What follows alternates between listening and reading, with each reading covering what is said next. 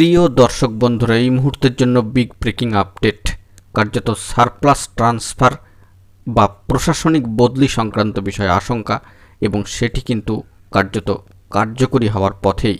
Ten C মামলা প্রসঙ্গ অত্যন্ত গুরুত্বপূর্ণ খবর আপডেট। অবশ্যই ভিডিওটিকে শেষ পর্যন্ত ওয়াচ করবেন, চ্যানেলটিকে এখনই সাবস্ক্রাইব করে নিয়ে সঙ্গে থাকবেন। চলুন মূল টপিকে ফোকাস করে সম্পূর্ণ বিষয়টিকে জেনে নিই। কার্যত মহামান্য সর্বোচ্চ ন্যায়ালয় সুপ্রিম কোর্টে টেনসি মামলা হেরে যাওয়ার পরে শিক্ষক শিক্ষিকা মহাশয়া এবং শিক্ষাকর্মী মহাশয়দের মধ্যে যে একটা বিরাট আশঙ্কার জায়গা তৈরি হয়েছিল, সেই আশঙ্কা অনুযায়ী এইবারে কিন্তু সারপ্লাস বা প্রশাসনিক ট্রান্সফার বা বদলি বিষয় কয়েকটি বিষয় কার্যকরী হতে চলেছে এবং সেটি কার্যকরী হওয়ার পথে বা মুখে এমনটাই কিন্তু মনে করা হচ্ছে। এই মর্মে কিন্তু বার্তা এসেছে।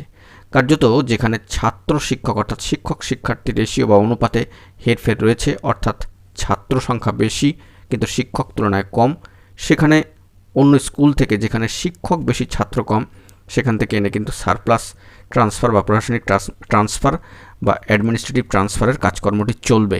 তো রাজ্যের স্কুলগুলিতে ছাত্র শিক্ষক অনুপাত ঠিক রাখতেই বদলি প্রক্রিয়া শুরু করতে চলেছে স্কুল শিক্ষা দপ্তর, সেরকমই জানা যাচ্ছে। এ বিষয়ে জানিয়েছেন সম্মানীয় শিক্ষা সচিব মহাশয়। শনিবার বিশেষ বণিক সভা সিআইআই পূর্বাঞ্চল আয়োজিত শিক্ষা সম্মেলনে সম্মানীয় শিক্ষা সচিব মহাশয় কার্যত কোট আনকোট বলেন, সরকার স্কুলগুলিতে ছাত্র শিক্ষক অনুপাত ঠিক রাখতে চায়, তাই শিক্ষকদের রেশনালাইজেশন বা বদলি প্রক্রিয়া ফের শুরু হয়েছে এবং দপ্তর সূত্রে এই বিষয়ে খবর। প্রসঙ্গত দুটো ফেজ মিলিয়ে বা দুটো ধাপ মিলিয়ে প্রায় 1300 শিক্ষক শিক্ষিকার নাম বদলির জন্য চিহ্নিতকরণ কিন্তু করা হয়েছে। কম পড়ুয়া রয়েছে এমন স্কুল থেকে শিক্ষক নেই বা শিক্ষকের ঘাটতি রয়েছে এমন স্কুলে তাদের বদলি করা হবে। তো এই যে বিষয়টি, এই প্রক্রিয়াটার সম্পর্কে মামলা চলছিল, যে টেনসি মামলা সর্বোচ্চ ন্যায়ালয় সুপ্রিম কোর্টে।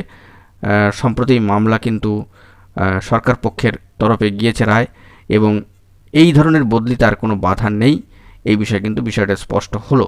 অর্থাৎ সারপ্লাস ট্রান্সফার বা প্রশাসনিক বদলি সংক্রান্ত যে আভাস ইঙ্গিতটা উঠে আসছিল, কার্যত সেই আশঙ্কায় এবার কিন্তু শিলমোহর পড়তে চলেছে।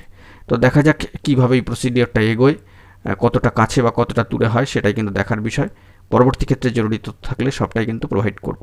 এখন এই পর্যন্ত গুরুত্বপূর্ণ আপডেটগুলি পাওয়ার জন্য চ্যানেলটিকে সাবস্ক্রাইব করে সঙ্গে থাকুন। ধন্যবাদ।